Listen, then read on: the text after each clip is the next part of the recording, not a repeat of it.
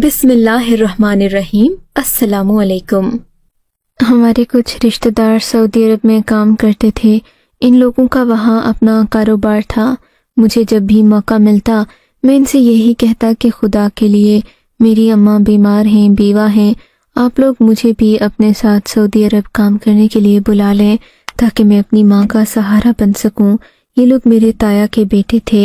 इन दिनों मेरी उम्र मुश्किल से 17-18 साल होगी। ताया का बड़ा बेटा तहसीन हमेशा मेरी बात सुनता और कहता, तुम अभी छोटे हो, अभी तुम वहीं पर पढ़ाई करो, उसके बाद तुम्हारा कुछ देखेंगे। मगर फिर अम्मा के भरपूर इसरार पर तहसीन भाई ने मुझे अपने साथ सऊदी अरब बुला लिया। कहने लगे, यहाँ तुम्हें हर किस्म का काम करना पड़ेगा। मैंने तुम्हारी माँ को इसलिए नहीं बताया कि कहीं उनको परेशानी ना हो, वरना तो अभी तक तुम्हारा शनाख्ती कार्ड नहीं बना। तुम्हें यहाँ पर बुलाना ही एक मुश्किल का काम था, इसलिए अब जो काम कहा जाएगा वही करोगे। इसके बदले में तनख्वाह तुम्हारी अम्मा को मैं हर महीने भेज दूंगा। मैंने कहा, जी बेहतर। फिर कुछ सोचकर बोले, मैं तुम्हें एक आदमी के घर भेजूंगा, उसकी 4 बीवियां हैं, बल्कि 5 हैं। वो कुछ मजीद सोचकर बोले थे, उन 5 बीवियों के काम के लिए उसे एक छोटे लड़के की जरूरत है जो बालिग ना हो। मैं समझ सकता हूँ तुम्हारी उम्र और तुम्हारा कद काठ ऐसा है कि तुम्हें वो आराम से रख लेगा, अच्छे पैसे भी देगा। औरत को ये लोग घर में काम करने के लिए नहीं रखते, वरना ये किसी लड़की को रख लेता। छोटे लड़के यहाँ काम करते नहीं हैं और पाकिस्तान से भी तुम्हारी उम्र का कोई नहीं आता। तुम बहुत कम लड़कों में से हो जो इतनी कम उम्र में परदेस आ गए हो। मैं अपने कजिन की बात सुनकर बहुत खुश हुआ। मैंने कहा, बस जैसा आप कहेंगे मैं वैसा ही करूँगा। फिर तहसीन भाई ने मुझे कहा, उस आदमी की 5 बीवियां हैं, लेकिन वहाँ पर तुम्हें कुछ एहतियातें करना ही जाहिर करोगे कि तुम पाकिस्तान से हो, न ही तुम उर्दू बोलोगे। मैं हैरान हो गया और परेशान भी। उर्दू नहीं बोलूँगा तो क्या बोलूँगा, मुझे तो नहीं आती अरबी। कहने लगे कि इन लोगों को कौन सा ही पता चलता है, अंग्रेजी से बिल्कुल बेबहरा है। उल्टी सीधी अंग्रेजी बोल देना, ये जाहिर करना कि तुम किसी अंग्रेज मुल्क के पसमानदा गांव से हो।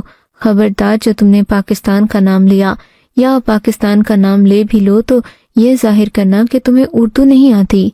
मैं ये बातें सुनकर और हैरान था। मैंने कहा, ठीक है, आखिर इसमें क्या हिकमत थी, ये तो मुझे बाद में पता चली।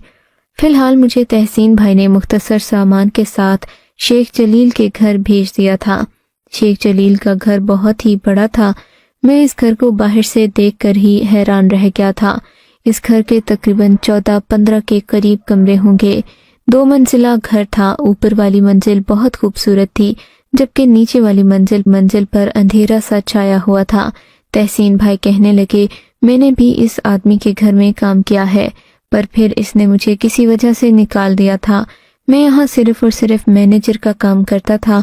इस घर के मसले बहुत होते हैं, इसलिए अगर तुम दिलजमी से काम करोगे, उन मसलों को निपटाते रहोगे तो तुम्हारी जिंदगी आसान हो जाएगी।